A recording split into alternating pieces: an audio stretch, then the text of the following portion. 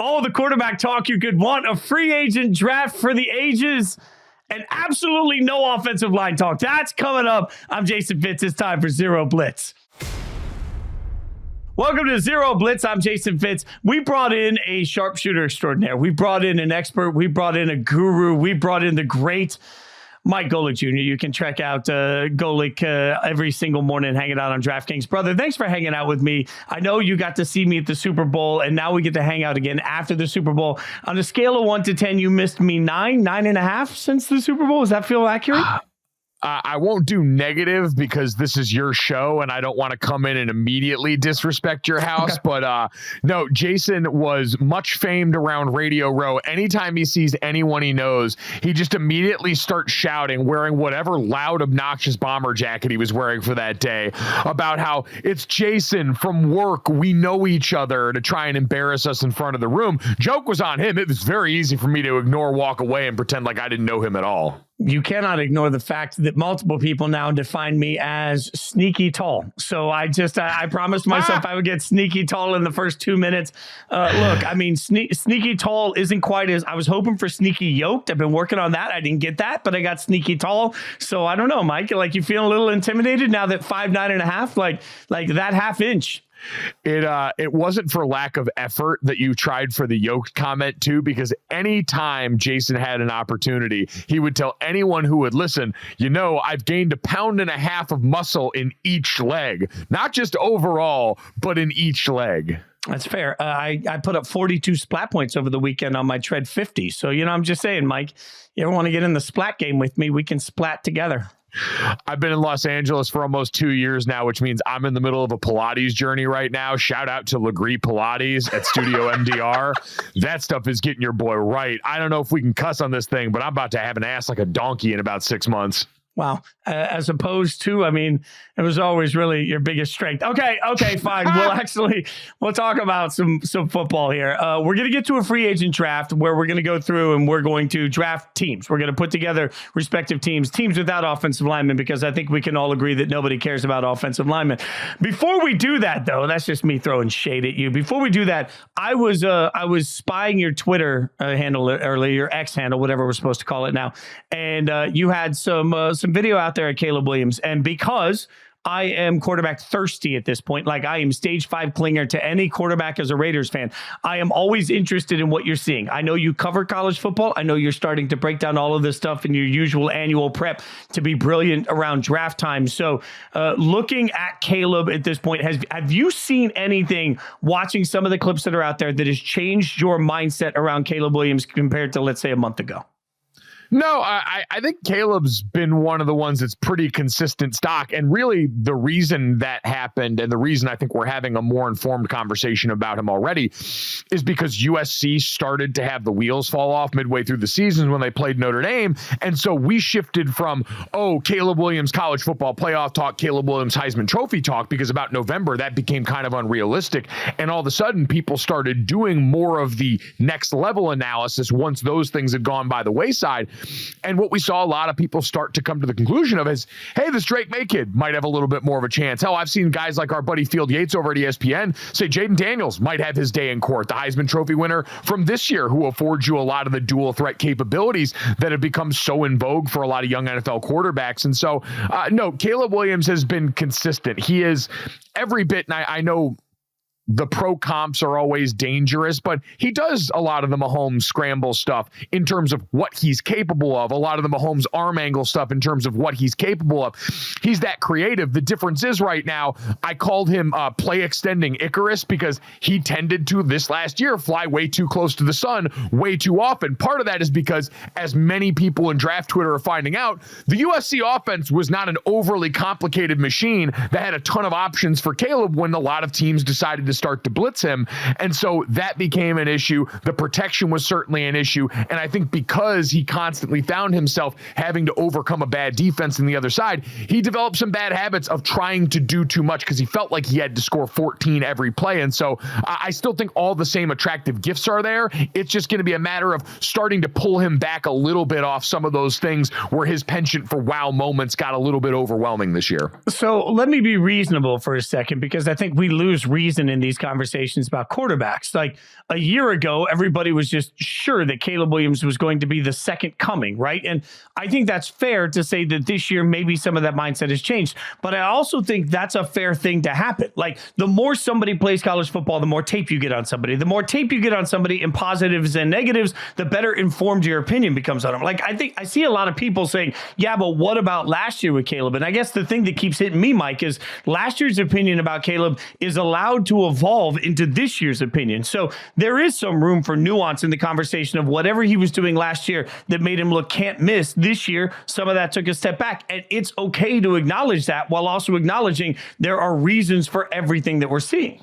We also kind of do this every year, too, where every prospect is can't miss when they've got a year of eligibility left. And then once we get to draft season, we start to go through these guys with a fine-tooth comb. I always say, like, my opinion on guys can change a lot from December to February, just because when you're watching them in college, I'm usually watching them to get ready for a game. So I'm saying, what can they do to hurt this college football team that they're getting ready to play? Now we're trying to do the difficult task of projecting, hey, can they go and do the Sunday job when the athleticism on the other side ticks up, when the windows are smaller, when you've got to translate some things that might not be readily available. And I think the conversation with Caleb is twofold. Is one, Drake Maye, I thought was always going to be in the conversation with him, but people just flat out ignored him. Even last year when North Carolina was kind of good in a double-digit win team, people just didn't want to have him in the Heisman conversation, anything, because we were so smitten understandably with Caleb Williams. And then Jaden Daniels kind of did the Joe Burrow trajectory at LSU, where he got there as a starter for 1 year. He was kind of okay. And then the next year he supernovaed and won the Heisman. And so you've got this other entrant into the party that now is getting launched up here. And we did that with Michael Penix Jr. for that college football playoff semifinal game before we kind of level set on that.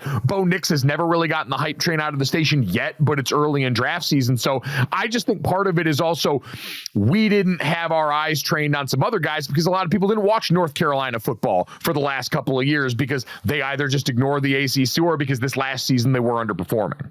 I really thought you were going to sing "We Didn't Start the Fire." I just thought the way you said "we didn't," I thought we were going to get some Billy Joel going. All right, so Nate Tice, by the way, our buddy, has, last time I talked to him, had Drake Maye ranked as what he thought would be the first overall pick. So I will ask you to do the impossible now, Mike. Rank the top three quarterbacks for me. 1, 2, 3. What order do you have them right now? Mike Golic Jr.'s order. Yeah, right now, and again, I'm just getting started with all this. I would give the tie to the runner and say 1A would be Caleb, 1B would be Drake Maye, and then 3 would have Jaden Daniels at that spot. And that's a lot on the respect I have for a guy like Field Yates to go out and say that and put that on wax, because I was a firm believer that this class was Caleb, Drake, and then a pretty sizable gap before we got to the next guy in terms of actual draft status, not where they'd be taken, because this is a league, to your point, that's very thirsty for quarterback. If I was my beloved Raiders or anybody picking in the middle of the first round, and I'll let you take each of these one at a time. I'm coming to the Bears and I offer the Bears 3 first rounders and 2 second rounders to move up to the number 1 overall pick. Would you take that? Ooh. 3 first, 2 seconds. That's what San Francisco gave up. I think that's what San Francisco gave up for Trey Lance. Feels right. 3 first, 2 second. I'd think long and hard about it, but at the end of the day, if I was the Chicago Bears, I would probably still make the switch here, just because I think you're in a perfect position to finally do this. And I think you're going to be able to recoup some value for Justin Fields. It's not going to be that kind of haul, but I think you're still going to be able to get something for that guy. And you've already got a bunch of first round draft capital in this draft. You've got an ability to kind of do what Houston did last year and potentially get a couple of game changers in the first round that can change the course of your franchise.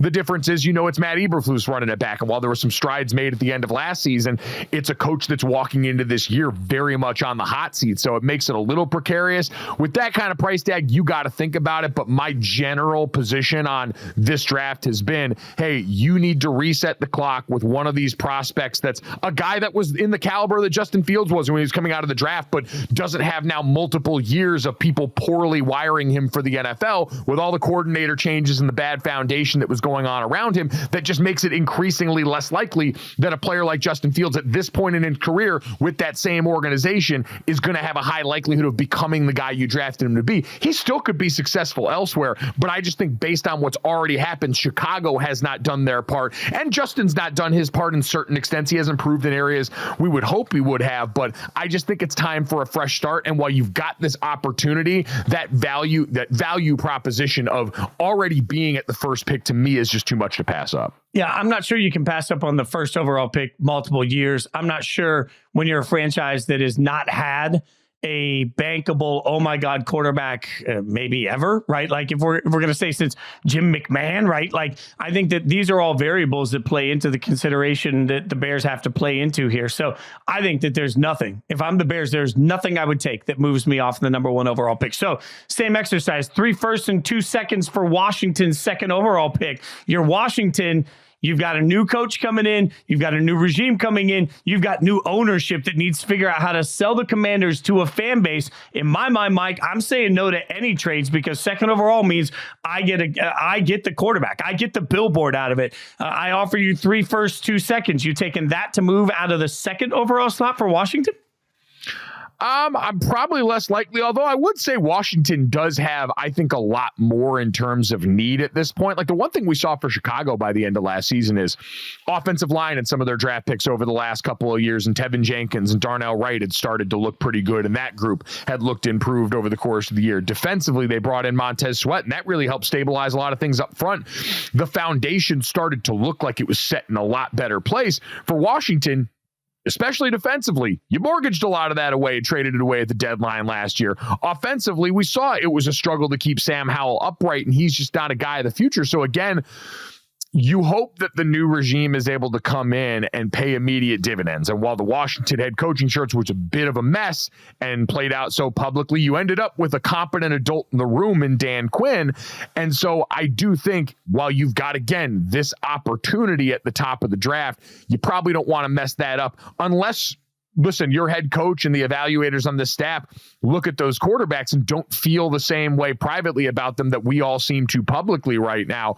Then you've got to consider it. But I generally tend to think, even still, with everything we've seen about built-up rosters like San Francisco and trying to create the soft landing spot for quarterbacks, man, your easiest path to success is still finding a dude there and then being able to fill around him once you've answered the toughest question. Yeah, I agree. And I just don't see any way that Washington can do it. Also, quickly, I will say in Vegas, multiple people told me that the number 3 pick might be out there. So we'll see. New England could be the exception to this. Maybe New England is a team that looks at it and says, hey, we're pressing reset. We know it's going to take a minute. Gerard Mayo's got all the time he needs. Maybe New England is a place to move up. But, man, I'm just telling you, there are enough teams. I'm not even just talking about that. There are enough teams in the middle of the draft that need a quarterback. Somebody will, if any of the 3 of them are taking phone calls, somebody will pay a king's ransom. All right, let's get into some free agency fun because we are about 3 weeks from today away from the start of free agency. So we figure we'll do a little draft here. We're going to put together a free agency team. We each get a quarterback, running back, wide receiver. You know the drill. On the defensive side, we've got defensive line, linebacker, corner, and safety. We're going to put together a little team. Each of us are going to team, and we'll see who puts together the better team. You, good sir, are the guest on this show. So I will let you pick from any of the free agents that you'd like. You may have the first pick in the free agent draft, the GoJo and Fitz free agent draft gaff, because this whole thing is going to be a gaff. You get to pick first. Who would you take first with your, and remember, it's not just who the best player is. There's sometimes you got to look at war. You're like wins above replacement. Like some of these position groups aren't as deep as others. So I'm curious to see who gets your first overall pick. Yeah, well, I mean, I think that makes the first overall pick easy, right? If I'm trying to build the best team, and I understand injury is a factor you got to account for here, but I'm probably going to take Kirk Cousins. Like, you know, you look at the rest of the quarterback class from this year, and it's a lot of guys that might honestly, outside of Baker Mayfield, who I think the Bucs should re-sign, be contenders for guys that are backup jobs and high-end backup jobs, guys that would absolutely come in and help elevate a team there. But Kirk Cousins is a guy that, when healthy, is still playing high-end starter ball. Aha. You fell for my trap. I talked you into taking the quarterback because I really wanted to take Chris Jones. Even though he's old, you just want to talk about the guy that, like, no matter what, you're going to give him as much money as it takes for the next couple of years. You're going to give him a short-term deal that's just jacked with a bunch of cash on it. And you're hoping, like, it's so hard right now to find interior pressure the way he gives it, the way he creates it. And then I just keep thinking about what he did in the Super Bowl. A couple of his plays are the reason that Kansas City is sitting here as Super Bowl champions. So even though there's some really good deals linemen. I think this is actually a stacked free agency class. I will say that because you already took a quarterback off the board and I don't have to worry about that. I'll go with Chris Jones and I'll pretend that I was the smartest person in the room, which means you're now up next with whatever you would like to pick. All right. So you went defense there. I am going to go, let's see. You go the offensive side of the ball or the defensive side of the ball. There's some big names on the defensive side of the ball. I'm trying to see. I'm thinking about team, positional value for my team overall. I'll go Josh Allen from the Jacksonville Jaguars there. I think that Josh Allen pick is a really good pick. And by the way, Josh he's part of this era right now, I think, of pass rushers. You tell me what you think. There are so many Myles Garretts and Max Crosby's in the league right now. We're forgetting the Josh Allens of the world. Like Brian Burns is somebody else that I think is out there. Obviously, he wanted a ton of money, but there is a group of guys this year. When you look at the sack numbers, like you got Josh Allen, Burns, Dupree, Yannick Ngackoue, who's put up sacks everywhere he's gone. Like everywhere he's gone, he has had some level of production. Like these are all guys that I think in most free agent markets would be absolute needle movers. But because we've become so accustomed to what TJ Watt is doing and Max Crosby's doing and Myles Garrett's doing, like we're almost forgetting about that next level of pass rusher that's still getting you 8 sacks. Well, and I mean, forget 8. Josh Allen, what was 17 and a half this last year? I think he's in the last 3 years, 6th in pressures and 10th in sacks in the NFL. He's been remarkably consistent on a defense last year that was still waiting for, Travon Walker opposite him to fully come online. And by the end of the season was a lot more close to that. But Josh has really had to shoulder the load. He's only 26 years old, so I feel pretty good about that. Yeah, and you're right. I should actually lump him into a different conversation all the way with Burns. And some of these guys, it's about like a know your worth. I think one thing that your generation, you youngins out there always talk about, I know my worth. That's one thing I think we have to understand with pass rushers. Like there are certain positions in the NFL right now that understand that their value has grown and their impact has grown, right? So like, I feel like D-line, wide receivers have always known it, but they're loud about it. They chirp about it. When you look at the way the salary cap breaks down right now, if you're an edge rusher that can get after the quarterback, if you're an impact D lineman, you're going to get paid, right? Like there's no way you're walking away from the table with anything less than epic money. I'm not giving away any more of my strategy now. Make your pick. You're trying to goad me into analysis that's going to inform the rest of the direction of my draft here. And I'm not giving it to you. Look, so we both have a defensive lineman. I don't have to take a quarterback for a minute. I can have a little bit of fun here and take a look. Oh man. So the thing of it is, this gets tougher than I thought it was going to. I really thought I knew where I was going to go. Patrick Queen, linebacker. I'm going to go Patrick. I'm building defense. I'm going Patrick Queen, linebacker. I know. All right, you're looking a little surprised there. You don't like this pick, Mike? Why don't you like this pick? No, so I like where this pick comes from because I think there's a conversation I've heard Mina Kimes and others start about the premium that's going to be placed on off-ball linebacker in the current NFL because we've got offenses exploiting this market inefficiency of lighter defenses that have responded to what was an expanding 11 personnel passing league and now kind of wants to beat you up with the run a little bit more. And so a guy like Patrick Queen certainly value there, but I also think, all right, we saw a lot of his best snaps come when Roquan Smith came over to that team and really unlocked him. Patrick Queen's a guy phenomenal when he's going at the quarterback. Great blitzing linebacker in a league that's starting to really adopt a lot of like those Mike McDonald defense, simulated pressures where you're trying to add a rusher from a different spot. Patrick can absolutely give you reps there. It might be a little rich for my blood, but that's all right. That's your pick. It's your team. I feel like I made a mistake. I feel like there was another name I should have put in, but I'm not going to say it because I know where I want to go and I'm hoping you don't. All right, so you're up next. Where are you going? L'Jarius Sneed. Son of a biscuit. That's what I literally, as I said it, I looked at our doc that has this and I was like, how did I not put Sneed in there? I mean, future Las Vegas Raider L'Jarius Sneed. Go ahead.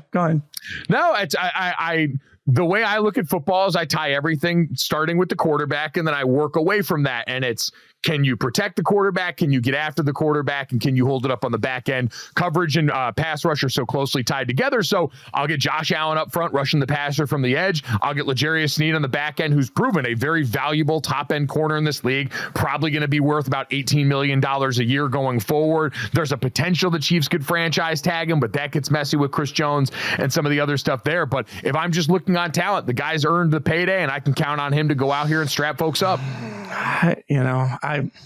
I failed my whole team. I did. I failed everybody in this process. I failed America. I failed my God, my country. I haven't done the work that I needed to do right there. I feel like I let everybody down. All right, so that puts me back on the clock. I don't have to take a corner because you just did. So I'm going to take Winfield. I'll take safety. I'm building defense. I'm going all defense here right now. Like, you can tell that I just watched the Chiefs win a championship with an incredible quarterback and and everything else was about the defensive side of the ball. I'm at this point obsessed defensively. So I'll take Winfield out of this just because I think, frankly, the safety market this year has some good, not as much great, and he stands out to me as great. Like, he's somebody that when he is signed day one to a massive contract, I don't think there's a lot you can question about it. No, absolute stud. Completely agree. This is one I was eyeing probably for my next pick to try and build out the defensive backfield. And Jason, you're not wrong to build down the spine of your defense. Again, in this new NFL world order, this is an increasingly important area with a lot of teams that have incredibly dynamic running backs, incredibly dynamic tight ends playing in this team that want to attack the middle of the field with these Shanahan-McVay offenses. So I get it. All right. Well, I think you're just sort of giving me a little sympathy along the way. I think that's what's happening here. I'm still mad that I didn't turn in the L'Jarius Sneed card. I fired myself. All right, you're up next. Who do you got? All right. This is a tough one. Do I want to go back to offense or do I want to wrap up the defense here? I'm going to go and I'm going to wrap up defense with, I'm going to go with Christian Wilkins. That's a good pick. At D tackle. It's tough because obviously him and Justin Madubuike are both going to be guys that get talked about as Madubuike is 2 years younger than he is, coming off 13.5 sack season. He was the centerpiece or one of the centerpieces of a Baltimore Death Star defense. But I just think for Christian Wilkins, there is something to, we've seen this success over multiple years now at a high level in two very different defenses. Like with what Brian Flores ran 2 years ago and then what Vic Fangio asked them to do this year, for this guy to still be as productive as he is. And we've seen him be productive as a run stopper in the past, but having an interior player who can be on the field if you've got lighter box looks and you need more guys that man up the run, but also gives you a ton of pass rush production, hard to pass up. I'll go Christian. Yeah, and it's funny because the next name you mentioned is who I will go with next on this. I mean, can I go Madubuike here, or do I have that gives me a lot of interior defensive line? Is that allowed, or do I need to go with an edge rusher at this point since Chris Jones is taking it? Brother, it's your draft. I can't make you do anything. I mean, that is fair. It is I don't know how many D linemen we're taking at this point. Probably should have thought about that before we started this. So I'll say, I'll take Madubuike just because he was on my list anyway. And for everything you just mentioned, also rare for somebody his age to hit the market the way he's going to hit it right now. So I think that was where I was going to go anyway before you mentioned Wilkins. So I feel good about that. I'm just not sure if I'm actually following the rules, but yeah, I mean, Stone hasn't told me, our producer extraordinaire hasn't told me I'm breaking them. So therefore Madubuike is the pick and I feel good about it. You're up next. All right, there you go. I like the fact that we get to build this team with absolutely zero worry about the salary cap being involved. So I'm going to take T Higgins and feel very good about the 24-year-old wide receiver here that is probably going to, command a pretty steep, I mean, more than likely, again, in reality, going to probably get tagged by Cincinnati, who's probably going to be able to keep most of their core skill guys together for at least one more year as they figure out what they're going to do with Jamar Chase. But yeah, give me T Higgins. It's a tough back and forth for me between him and Mike Evans, because obviously Mike Evans has the benefit of being far more productive for a very long time. 10 straight 1,000-yard seasons, no real sign of slowing down right now, but I just think 24 at that position is a little hard to pass up. Yeah, no, that's a trash pick by you. And mostly because you're taking a number 2 wide receiver, presuming that he's going to become a number 1 wide receiver, when I'm just going to take the one wide receiver that's right there for me. Evans is the pick, right? Like, now that the run on wide receivers has started, I'll go with Mike Evans, and it's simply for the reason you just said. I mean, when you talk about production at the highest possible level, hell, I haven't even figured out who's throwing him the football yet, and I don't really care. Like, I have not addressed quarterback at this point, but I will address wide receiver. I will say before we, and we'll, I'm sure, pick more wide receivers through this process, the wide receiver group this year is stacked and it's impactful. But Mike, this becomes really interesting to me because it's stacked and impactful, but let's also be real. The wide receiver draft class this year is stacked. So it's going to be a real test of how GMs think team building needs to be done at this point, because you got two ways to go. You can spend all the money in the world to get you a T. Higgins, or you can presume that you're going to get one of these first round guys. And there are several of them. There's like this year, there are several guys that are plug and play day one starters at the wide receiver position in the draft. So I'm genuinely interested to see if that freezes some of the free agency market when it all opens. Oh, I think outside of really those top couple names in T. Higgins, and then Michael Pittman Jr. is going to be in there, Mike Evans is going to be there, but the wide receiver market's kind of been pretty flatlined for a while, largely because of what you said. They're running into the running back problem where you've got high school, college football that for a long time have been moving to more of a 7-on-7 format, which has meant a lot of players who have seen, hey, running back, place that's kind of got a log jam. I've always said the most accessible body type on the football field, because that position can have a wide range of physical attributes and still be highly effective. Some people have migrated over to wide receiver, and we've seen a ton of them come out because they're all prepared. They've been doing 7-on-7 reps since they were 13, 14 years old. But now we're getting to the point where, you're getting the same problem where you're inundated with quality, young, cheap players every year at the position. Yeah, and you're right. Like, I think it's not going to really change the value of Evans. It's certainly not going to change the value of T. Higgins. I think where it gets interesting to me is the other name you mentioned. Pittman is somebody that I think most of us really love and feels like he's growing into a really nice player. Are you going to pay Pittman epic wide receiver free agency money, or are you just going to see where the draft, like he to me is sort of the line in the sand to figure out where it goes. So you are on the clock after I've taken Mike Evans. Where you want to go with your next pick? All right, let's see. All right, so I've got edge, corner, D tackle, wide receiver, and quarterback all locked up. I mean, you haven't taken a high quality linebacker. You haven't taken a high quality safety. There's more defensive line work to be done. And we're all looking at the tight end class like it's, a bad horror movie. We're waiting until it comes out on video. Apparently we're holding back on that one. So, and I mean, we've got the running back conversation to have at some point too, which is really interesting. And I think there's a reason neither of us has even brought up that position all that much yet. Yeah, no, for sure. I mean, this is the moment. And it is funny. If you were playing Madden, the running back position looks absolutely spectacular. If you're building your team, we'll just wait. We'll just see how it goes. I mean, again, if we're going to go position redundancy here, no one's touch him. Give me Brian Burns. Oh my God. I'll have him and Josh Allen. I mean, you got no edge guys on your team. And I think I would argue the two top free agents in this class on mine. Okay, fine. I'll give you Burns. That's fine. And look, Burns, obviously this year, there was a lot of conversation. Was he going to get traded? Was he not going to get traded?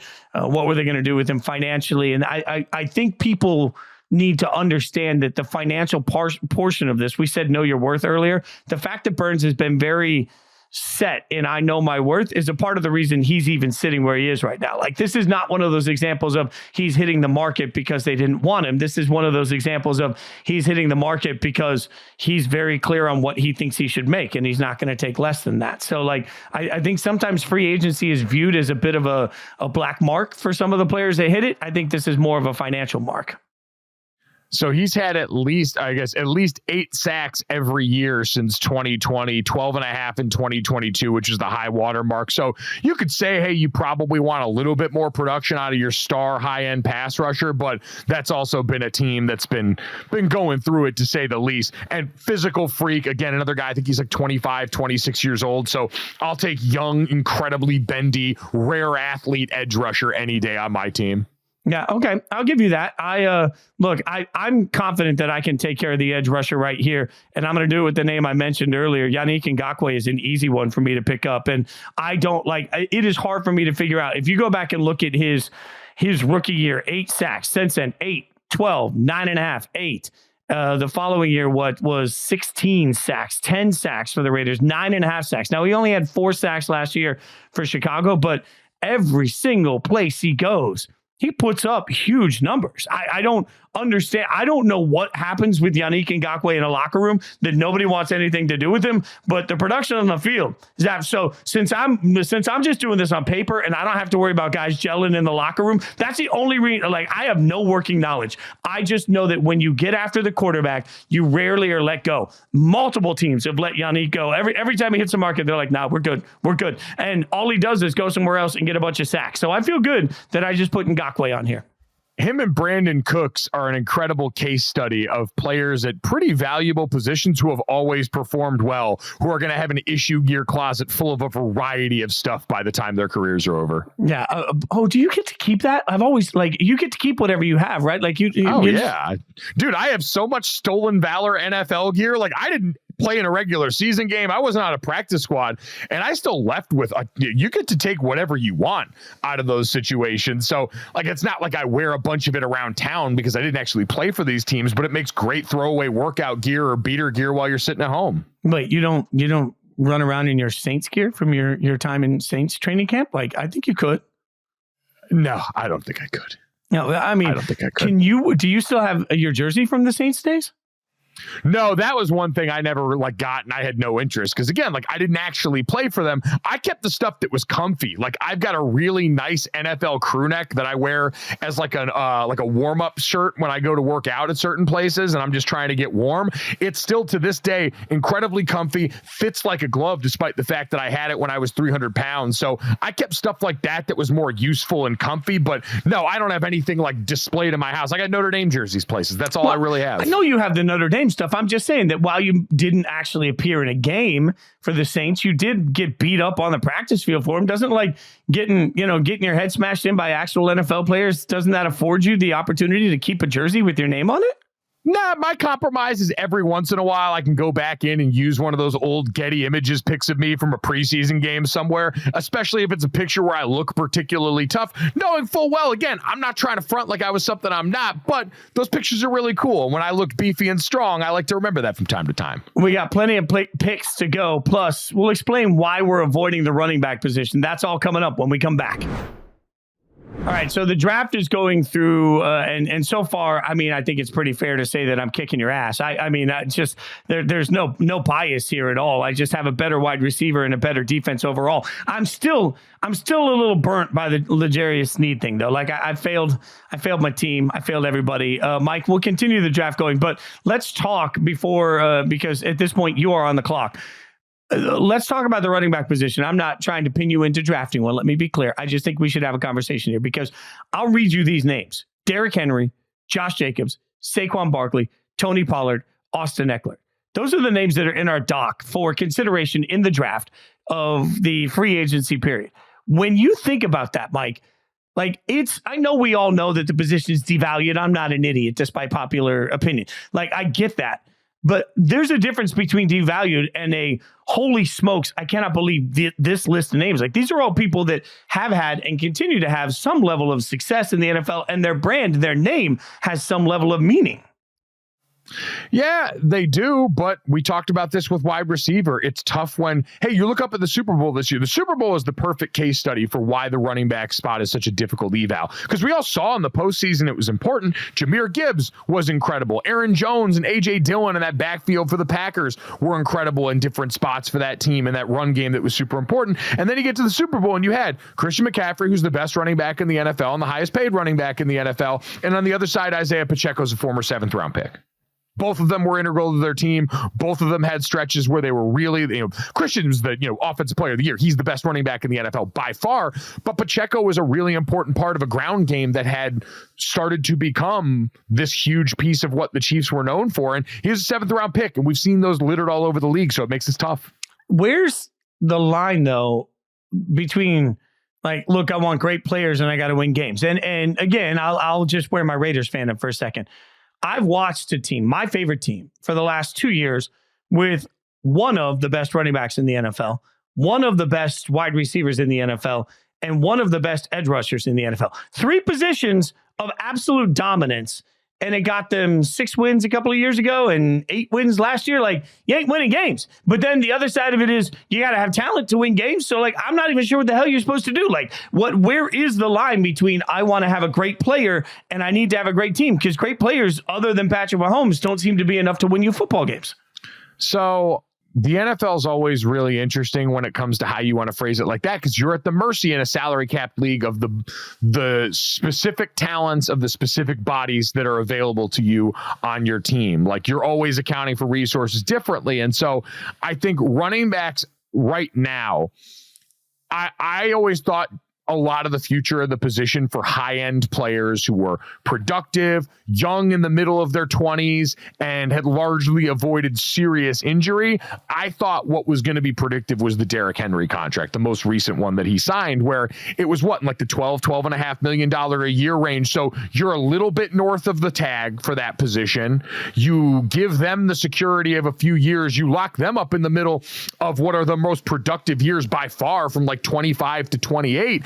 And I think if you were an NFL team that was smart and had a guy like that in the building, you would have been wise to sort of read the tea leaves of what's to come, because this is a league that I think is going to see, for at least the next couple of years, an added emphasis on the run game in important moments, because we've seen this shift defensively where guys have gotten smaller in the middle. And so a lot of teams had trouble. We saw in the postseason, a lot of really good high-end defenses had trouble stopping that up the middle. And if you got a guy you can count on at a manageable number, it helps, but you've got to be at the mature enough place in your team life cycle to make that happen. What happened with Christian McCaffrey in San Francisco was the perfect way to underscore that.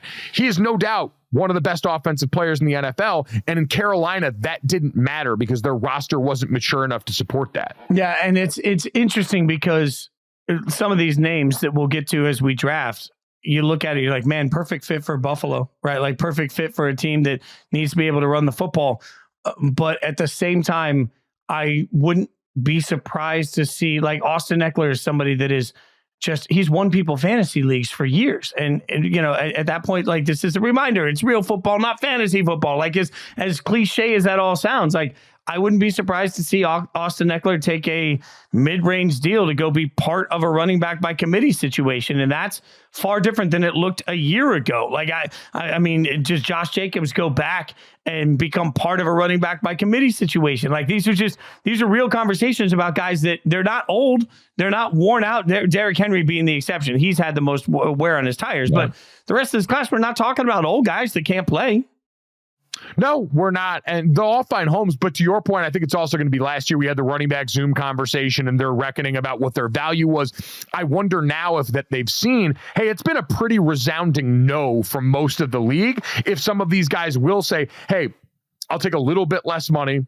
I'll try and see if I can get it out over multiple years, and I'll try and get on a contender where I'm not going to have to take as many hits. And I'll say, hey, if I'm not going to get bell cow money, let me go to a place where I don't have to be a bell cow. Like you mentioned Austin Eckler and Buffalo not too long before that. Like, imagine a running back with that kind of optionality in an offense with Josh Allen involved where he's a run threat. That takes some of that, the burden off the back there. And you've got a guy who's a great passing option out of the backfield now in a way that we saw last year with Joe Brady became a huge source of their offense in the back half of the season. All right, so it is your pick, my friend. You are still up. Who would you like next on your draft? All right, my most recent pick was Brian Burns. You know what? I'll go Josh Jacobs here, youngest of the bunch. Get him locked up for a few years. We'll have our running back taken care of. I like that. And by the way, Josh, I think we have to look at some of the things that went wrong this year offensively around him to explain some of the dip in production. That's only a fair conversation to have. The amount of stack boxes he faced, the terrible quarterback play for the majority of the season, and the bad offensive play calling. Like you're not going to change that in the middle of the season. So I think that's fair. I do not yet have a corner, and so I am going to go corner. But here's the thing. Look, Stone, producer extraordinaire, follow him on Twitter at SJ Rochelle, put this list together, but he left a corner's name off. And Look, I mean, you call this cheating if you want, but I'm just going to go to the list that I know is there because Jaylon Johnson from the Bears, not on the list, absolutely going to be a starting corner somewhere next year. So I make up for the L'Jarius Sneed slight by cheating and taking somebody that somehow didn't make it on the dock, but is still at the level. I'm just apologizing in advance, Mike, because I've gone off the dock here, but Jaylon Johnson is going to be my pick. I'm getting a starting corner out. Like, look, he's had some injury issues and some up and down, but coming off of a massive year this year. Come on, let's go. No, it's a great pick. It's a young player.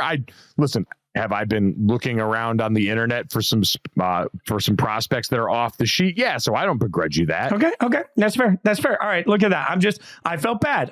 I no longer feel bad. And by the way, again, I think this is just I'm offensive averse or I'm hurt offensively because at this point I've taken a D lineman, a linebacker, a safety, another D lineman, and a corner. I've only drafted one offensive player so far, Mike. I'm embarrassed with myself at this point. I'm not going to be able to score on anybody.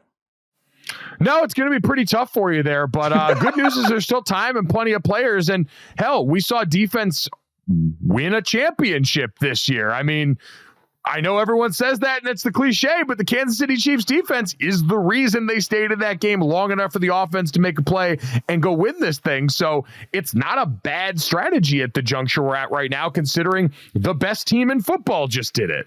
All right. So you are back on the clock. And now I know you're scouring the worldwide interweb. So I'm afraid of what's coming next, but who do you got next? I'm probably going to lock up my other cornerback spot and go Kendall Fuller from there. Okay. Little bit longer in the tooth, but guy that can lock down that other side, have my defensive back room taken care of. So I've got pass rushing D line on lockdown. I've got two corners both ready to work here now. I got a pass rushing D tackle on the inside. I feel pretty good. You should. I mean, that's a darn good defense there. I'm going to go to the offensive side of the ball, and this one's tough. I'm actually going to go with the running back. I'm going to take Derrick Henry. And that's tough for me because Saquon is Saquon, and we all know that. Derrick Henry has gotten the ball a lot. But when I say trash for the offensive line for the Titans last year, I think that's being generous. And he still was the one thing you could sort of rely on for the Titans. Like, I'm pretty convinced, Mike, you could put on a Titans jersey today and probably start at guard somewhere on that offensive line. It was that bad this year. That's not a compliment to you. That's a statement to the Titans offensive line. So I feel like if you put Derrick Henry behind a competent offensive line, and I'm presuming since we're not drafting O-linemen that I've got a great offensive line, I still like the ability for Derrick Henry, even though he's a little long in the tooth, I only need him for 1 year. In this exercise, I don't need him forever. I just need him to come out and have the year of his life. I think he can do that. So I take him over Saquon, but I could see going either way on it. Yeah, the Saquon conversation just gets tough because, unfortunately, injury has been a part of the conversation with him more often than any of us would have loved to have seen for a player of his caliber. Yeah, so that and there's still some really good on this list. Where are you going next for yours?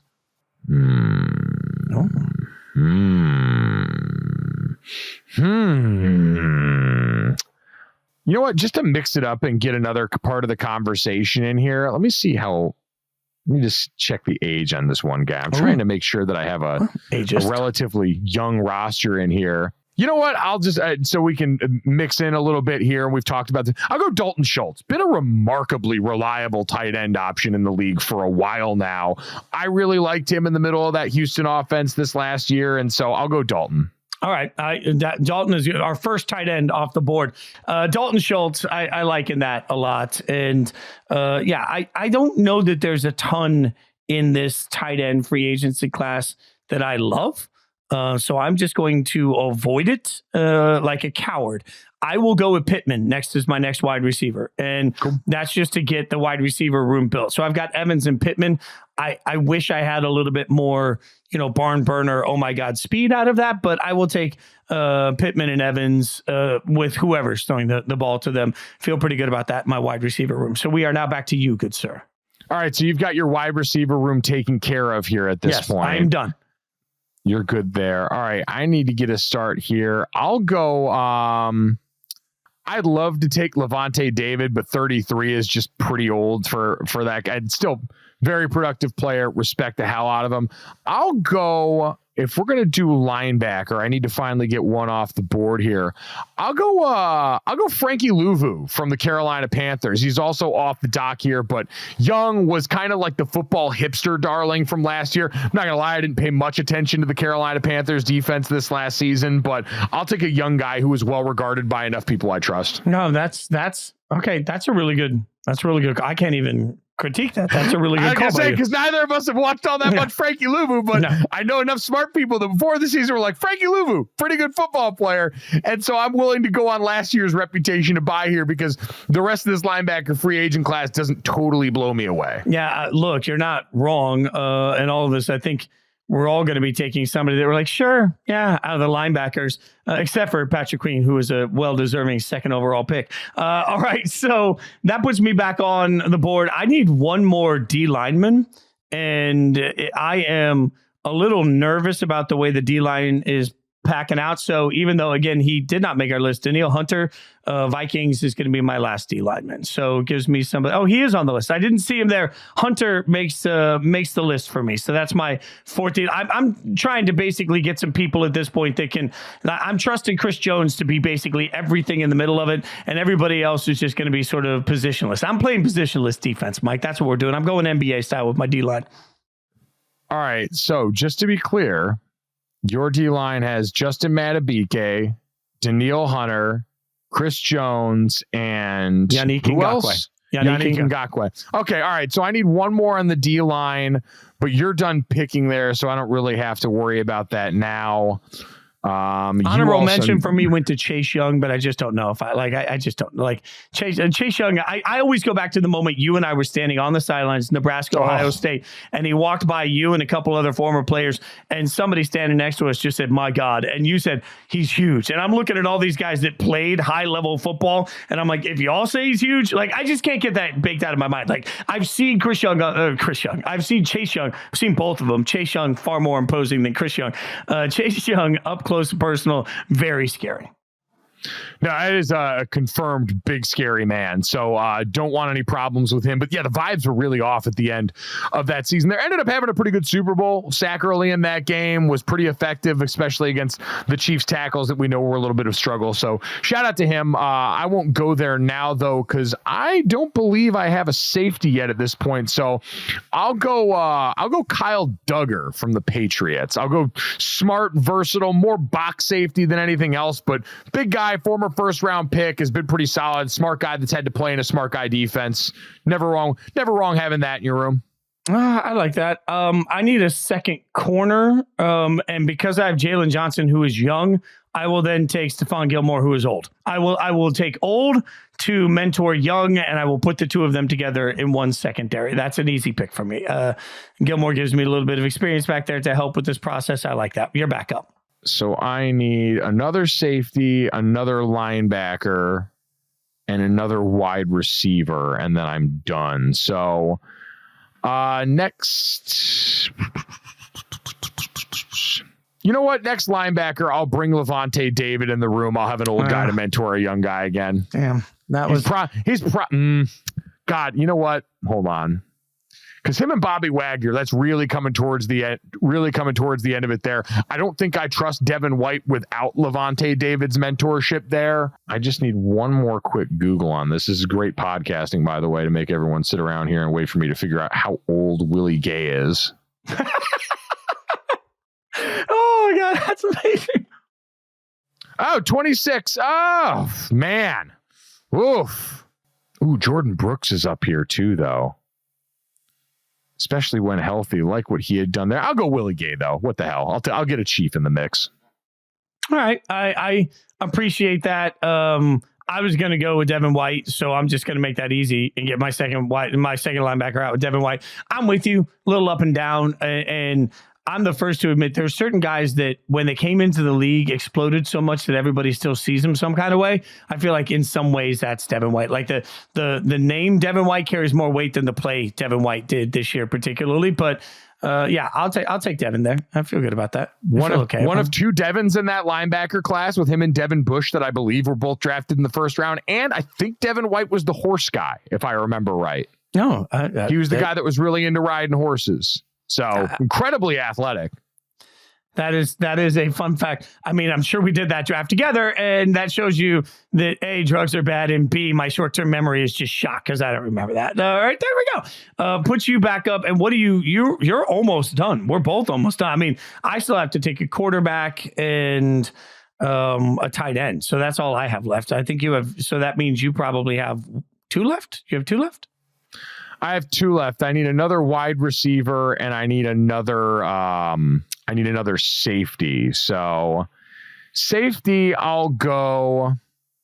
Give me Geno Stone, good Baltimore DNA, guy that for a while led the NFL in interceptions this season from the safety spot, and a good dude. We had him on GoJo and Golic, which you can check out on the DraftKings network Monday through Friday from 8 to 10 a.m. Eastern, and was an awesome dude. So I'll get him on my team. Good locker room guy. Again, comes from a defense where you had good, smart neck up stuff that was expected of these guys. A lot of moving parts. I would like to imagine in my defense, we're going to run a lot of the Mike McDonald stuff there. We're going to be, and this is to steal from Dominique Foxworth, words that make you sound smart talking about football. We're going to be incredibly multiple. We're going to be an attacking defense. We're going to mix a lot of simulated pressures in there. We're going to ask our safeties to go out here and help stop some of these great tight ends around the league. And so having a Geno Stone around there certainly helps. All right. I like that by you. You gave me all the coach speak I could ever handle, and I kind of want to vomit now. All right, I got to take a tight end. I don't love any of them, so I'm just going back to what tight end did I think was some kind of special coming out of college. So I'll go Noah Fant. Like, I like Noah Fant coming out of college. I don't think that Noah Fant's turned out to be anything necessarily. Like, nobody's throwing parades up and down the street for signing Noah Fant at this point. But I will take Noah Fant, and I will hope that in modern offense, especially, again, though, like my offense is lacking some element of take the top off. I mean, no disrespect to the speed of Pittman and Evans, but I got Pittman, Evans, and Fant. Like, they're playing, and I got Derrick Henry. I'm basically telling the whole team to just stack it. We're going to grind this game to a damn halt, Mike. That's what we're going to do. We're going to grind it to a halt. Yeah, but I just don't think that this is also a free agent wide receiver class that's got a ton of burner to it. Like, I'll finish it off and take Calvin Ridley here, who I think with T. Higgins in the same room as him would benefit a lot from having someone else who's going to draw attention, because we saw this year, Calvin Ridley was coming off the gambling suspension. He was expected to be a number 1, but then when Christian Kirk and the rest of that wide receiver room got so banged up, it kind of made us realize, like, he can't go out there and do it all by himself. But if we've got someone else to balance the field, I'm still confident that even a guy who's getting close to 30 at that spot could come in and be very productive for us here and give us a little bit of that one-on-one win going deep. All right, so I got to take a quarterback at some point, and I don't want to make him my last pick. It turns out we both have one left after this. I'm taking Baker. You tell me if you were a little surprised here, but hung out with Baker at the Super Bowl. A little shorter than I thought. I'm just going to say, like, I'm sneaky tall. Baker, not sneaky tall, but Baker had a thing, like, talking to Baker, I kept asking him, like, what made this year different. And, like, there was just a real, like, hang to the guy. I felt myself falling in love with Baker Mayfield. So you know what? I'm all in. Like, looking at the rest of the class, I'm not Ryan Tannehill. Like, no, I'm not going to take Ryan Tannehill.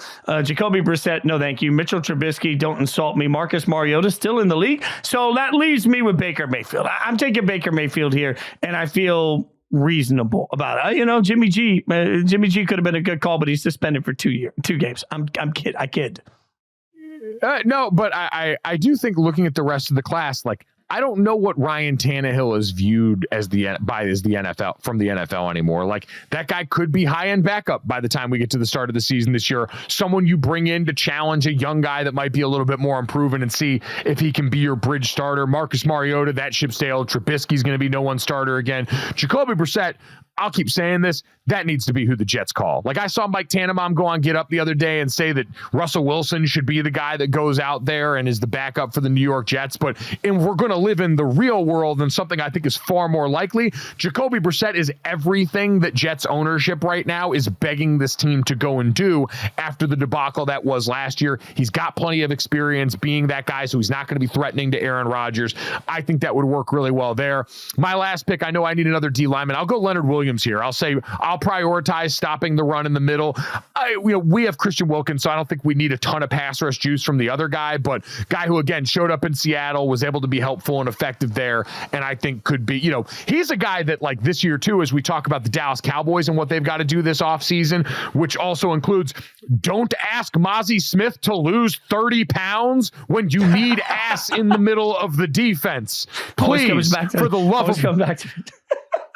It's just, what are we doing? I saw Micah Parsons on a podcast the other day. It was like, I want beef eaters in the middle, and I want big middle linebackers. And it's like, you drafted Mozzie, and then you made him littler. And I don't understand why, knowing what your deficiencies were. That being said, Leonard Williams could be a guy maybe within a more approachable price range for a team like the Dallas Cowboys who could help with some of that run stuff in there. He will do the same for my team. I love that. My final pick will be, I need a safety, so I'm going to go with Kam Curl, Washington, guy that's on the field a bunch, guy that plays a bunch.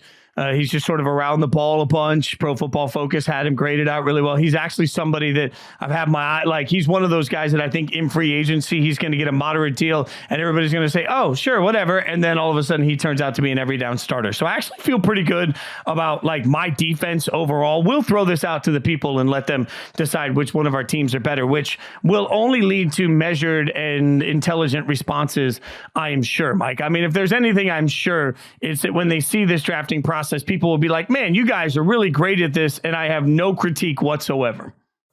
I stopped checking my mentions a long time ago. So I'm just letting y'all know you can't hurt me, because Jason's going to post this. I'm going to retweet this, and then I'm never going to look at what's underneath. And so you're going to be able to say all the mean things that you want about my draft, and I'm going to go on about living my life. Love is Blind's new season's out right now. The Bachelor is on a heater. This season has been a great revival for the franchise. I'm taking hot girl walks and drinking water, prioritizing my mental health, so none of you monsters can hurt me.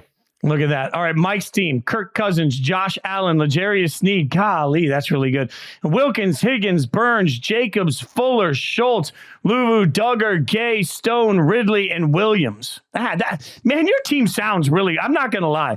My team: Chris Jones, Patrick Queen, a valuable second overall pick, I might add, for me. Antoine Winfield Jr., Madubuike, Evans, Ngackoue, Johnson, Henry, Pittman, Hunter, Gilmore, White, Fant, Mayfield, and Curl.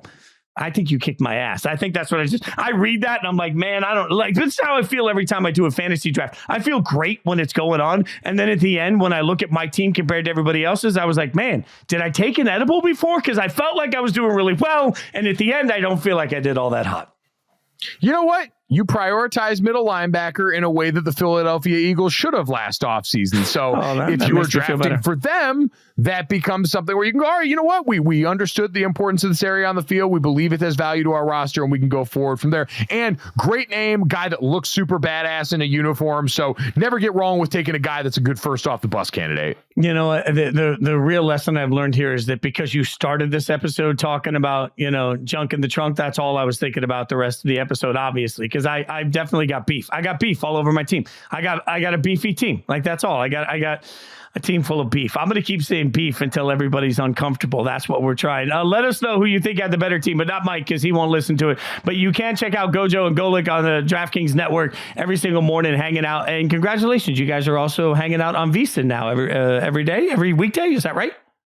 Every weekday, Monday through Friday, from noon to 1 p.m. Eastern, you'll get the best of GoJo and Golic on VSiN and all the radio stations that carry them. Great programming. What Brent's built over there has been nothing short of exemplary. There's a ton of great talent on there. Michael Lombardi, Stormy Bonantoni, and all the great people that we got to see out at the Super Bowl there. So excited to be going to work alongside them. And excited to be back on radio.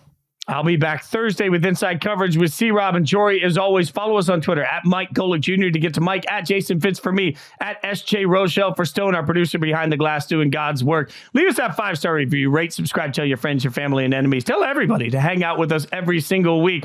Mike, it's Jason from work. I know you. We're friends. I'll see you guys next Monday. Go away, little boy. Thanks for hanging out with us. Oh, you called me little. I am working on my fitness.